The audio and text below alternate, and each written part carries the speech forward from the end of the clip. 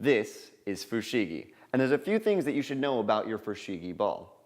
First is that before you attempt any sort of the manipulations that you'll see us doing today, you should watch the DVD and learn, because the ball does not float on its own. You'll need to learn some very simple fundamentals before you can create the illusion of levitation and gravity defiance. Fushigi makes it possible to create the illusion of levitation through simple motion. And it's only possible because this clear, refined surface, there's no tell marks to be able to see how the sphere is moving while we manipulate it. Fushigi is actually the first consumer product for contact juggling. We hope that you embrace it and hone your skills. You're about to embark on an amazing journey and become part of the legacy of contact juggling through practice with your fushigi ball. Here's one of the basic maneuvers of contact juggling with your fushigi ball. This is known as a simple isolation, an isolation being where something is kept still in space. Now what I'm doing is moving my hand around the ball, not the ball around my hand. And there's three very simple motions to make this possible. You put it in front of your collarbone or in front of your chest, move your hand up in front of the sphere, then down the side, your palm is still facing the audience, and 3, you twist to the beginning. Again, that's up, side, twist. Up, side, twist. And by going through these motions with a little bit of practice, you can create the illusion of levitation. And that's a very simple isolation. And as long as the ball remains still in space, you can move anywhere around it and maintain that illusion. And that's the illusion of levitation. One of the simplest isolations is the enigma, which looks like this. And it's possible while keeping the ball still or while moving it in a plane. The steps to learning the enigma start like this. You put it comfortably in the palm of your hand, the other hand on top, move it up a thumb and forefinger. You have to keep pressure on the ball in order to keep it to stay between your fingers. You switch which thumb and pointers are on the ball and roll it back down. We're back to right where we started, and we begin again. You simply move it up your thumb and pointer finger, switch, and back down. The ball actually seems to be rolling in this direction because it keeps switching the contact points with your hand. But instead of rolling, we create that illusion as the fushigi ball is held in space. And that's the enigma. Here's ringing the towel. With your acrylic on top of your fist, put the other hand on top, move it to the bottom, and then gently glide the ball across your fingers. And the motion's kind of reminiscent of ringing a towel. You can also stay there, and the illusion is still sound as you're doing the ringing the towel. And that's ringing the towel. Next, we're going to teach you this, which I call an ice cream ascension.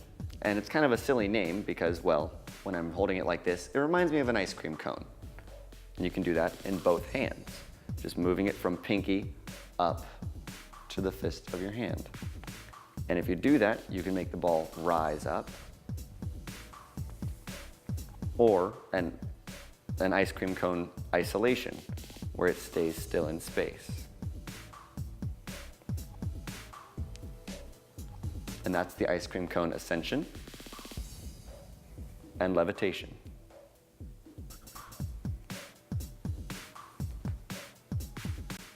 Next, we'll start our body rolling series, which includes hand rolling as well as arm rolling.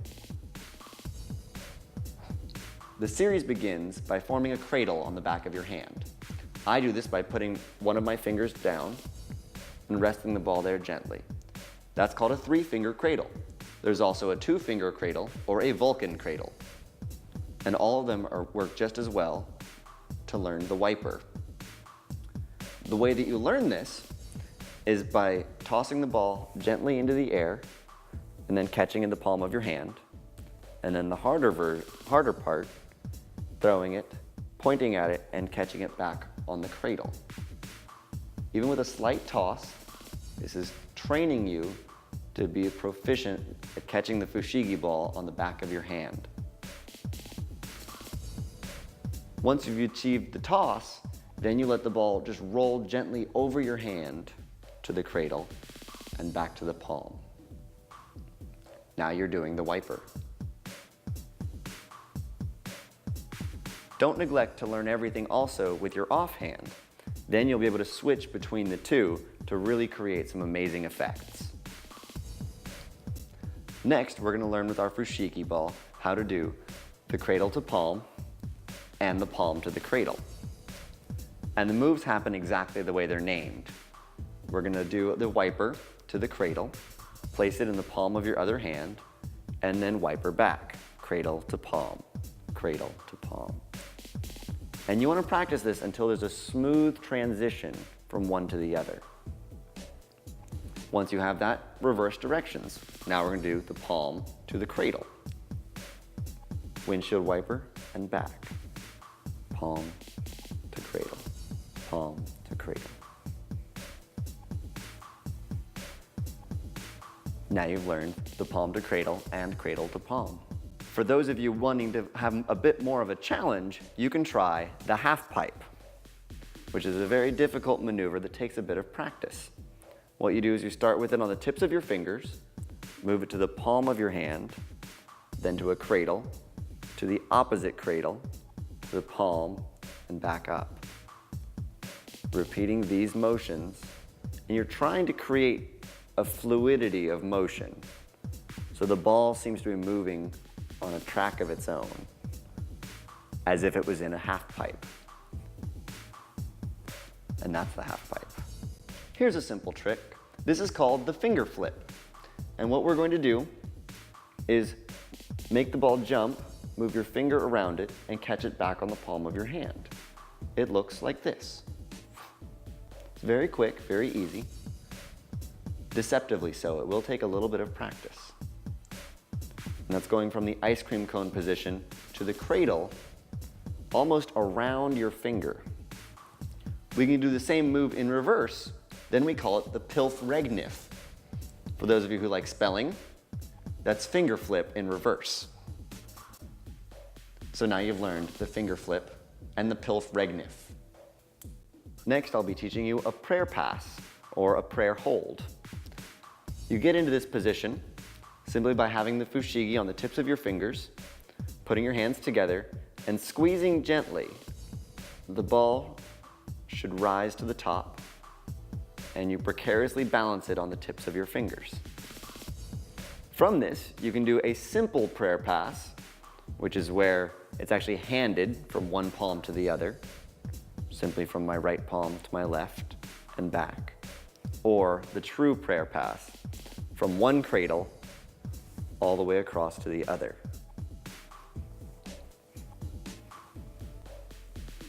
And that's a prayer pass. Also from the prayer hold, we can do what's called a Venus flytrap. And what happens is, you drop the ball to one palm, do a palm-to-palm transfer, and back up to that prayer hold. You can keep it going there, and the motion reminds us of a Venus flytrap.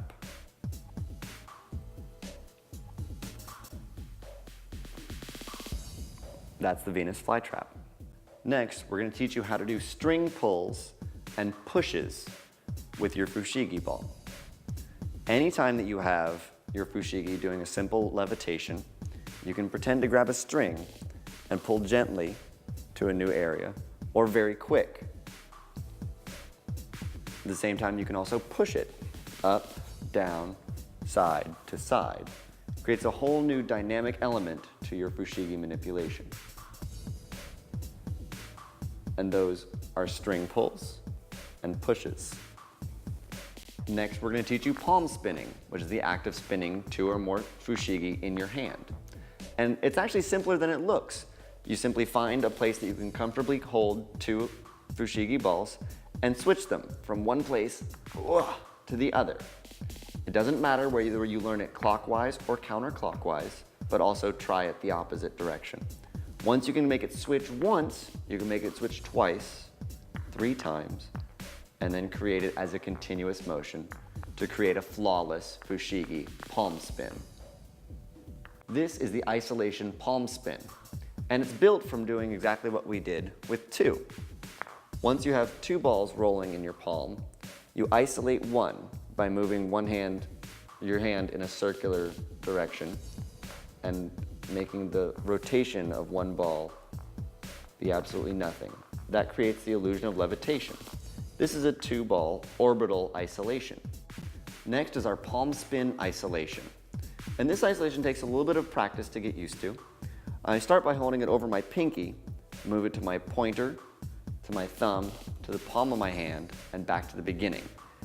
By following these steps, you're creating a circle in the palm of your hand. And once you have this circle down reasonably well, then you move your hand in the same circle. And by doing so, you cancel out the motion of the fushigi ball and you create the isolation we call the palm spin isolation. The next isolation we're going to learn, I call the spin doctor. And it's this neat little trick that looks like this. And all you're doing is keeping the ball between the palms of your hands, holding tension so the ball doesn't fall. You're going to press slightly and bring it around one hand, back to the starting position, and then around the other. Keeping that same tension to keep the ball there. If the ball moves, then you have a neat little effect. But since I'm a big fan of these isolations, you can do it and keep the ball still in space. You can add little embellishments where you go up and down your arms. Or you can do the entire spin doctor on your wrists.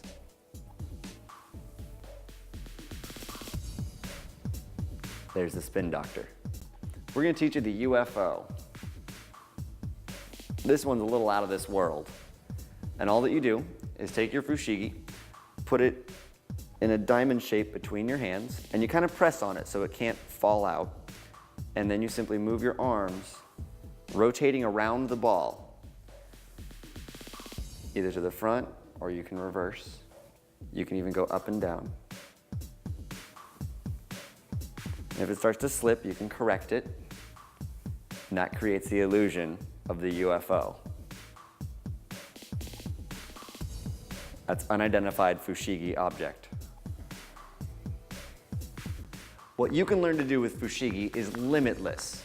Once you've mastered everything on this DVD, you can even learn to palm spin 3 balls, make a 4-ball pyramid, and even do the chop.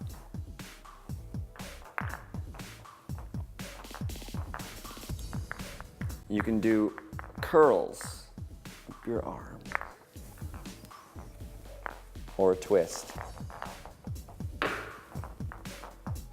With patience and diligence, you can master fushigi. Probably one of the most difficult fushigi executions you have ever seen. Prepare yourselves for the caterpillar. Yeah. Wait, it gets better. The squid.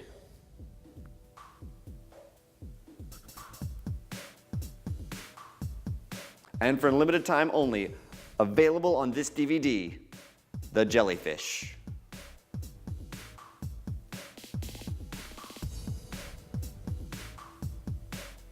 While some of the tricks might look similar, each one takes a little bit of practice, and you can be amazing your friends with even simple manipulations.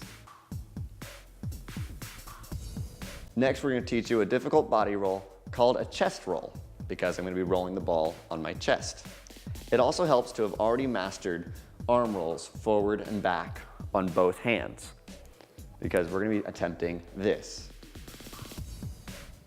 You see, the first part is that first arm roll that we learned going up, and then your offhand going down.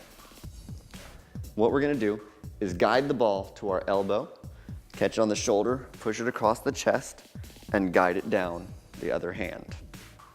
This will take a few attempts to learn, but with practice, you can do a chest roll. Yeah, there it is. Perfect.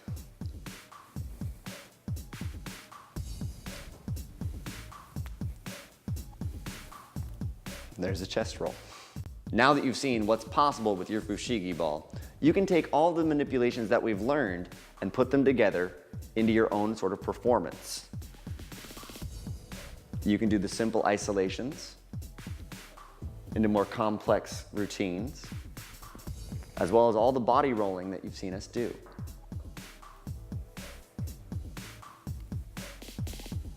You can invent your own tricks.